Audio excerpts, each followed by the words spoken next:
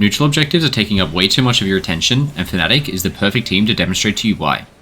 Just look at this clip from their game vs SK. With just a little over 30 seconds until Dragon spawns, Fnatic clears the mid wave. Then altogether, they walk into topside? Now at the moment Dragon is spawning, they're still ignoring it, instead continuing to run 4 people down top lane, eventually taking a tier 2 tower. And in response, what is SK doing? They're ignoring the Dragon as well. Now finally at 1750, Fnatic somehow gets the Dragon anyway, a full 2 minutes after it spawned, but why is everyone just ignoring such an important objective?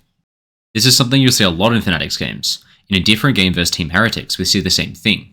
With just seconds left until Dragon spawns, we can see Team Heretics mid and jungle leaning bot side in preparation for it, only to realise moments later that Fnatic is actually top side. You can see the effect this has on Team Heretics jungler Jankos, who looks completely lost because of this.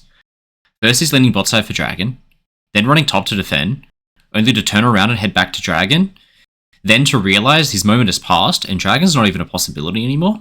And moments later, Fnatic swoops in to take it for themselves, almost 2 full minutes after the Dragon first spawned, all because of the response they forced by going top lane.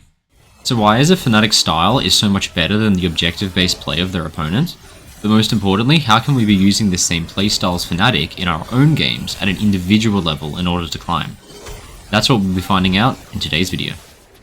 My name's Rogue and I played League of Legends professionally for 7 years. Now I'm a full-time content creator and coach for all ranks Iron through to Challenger. So if you want more information of what a coaching session with me will look like, you can find more information by following the link in the video description below. And while you're down there, you'll also find the link to Ghost Academy, where I'll be running classes every 2 weeks, and with my discount code Rogue, you'll even find the first month free, so you can easily drop in and check it out.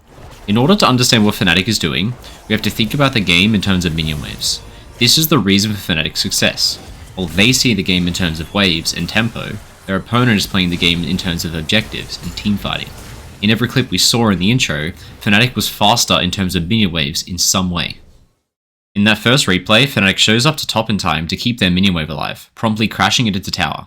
At the moment that wave crashes into tower, look at the blue team minion waves. Blue team doesn't have anyone in bot lane, meaning that wave is completely useless for them. But most importantly, blue team's next mid wave still hasn't even arrived yet. It takes them about 15 seconds from this point in order to start hitting their first tower, but by that time, Fnatic's already onto their second. In the second replay, the blue team actually has people in position that could make a play either bot or mid on the same wave as Fnatic, but Fnatic has their trump card, the Rift Herald, which you can basically think of as a juiced up minion wave.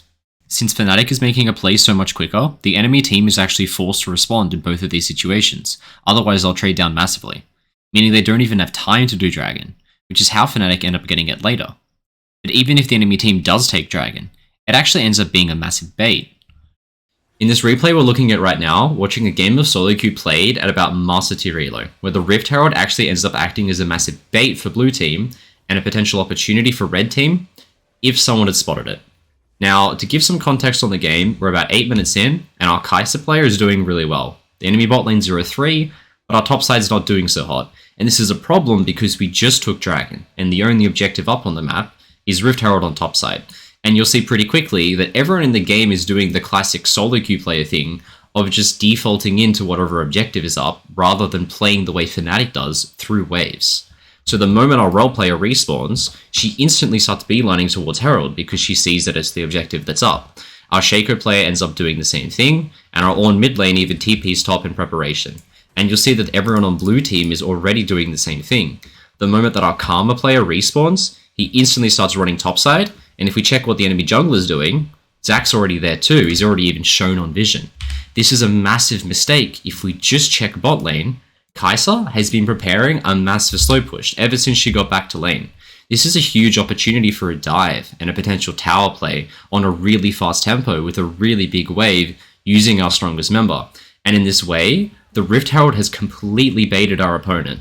At the moment that this wave crashes into tower, the entire blue team is all leaning towards topside. And you know that they're going to be there because they're all hyper fixated on this Herald. We only need one other person here in order to dive this Kai'Sa.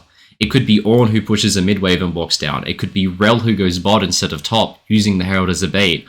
Or even just Shaco, who is just a good jungler that can spot these kind of things.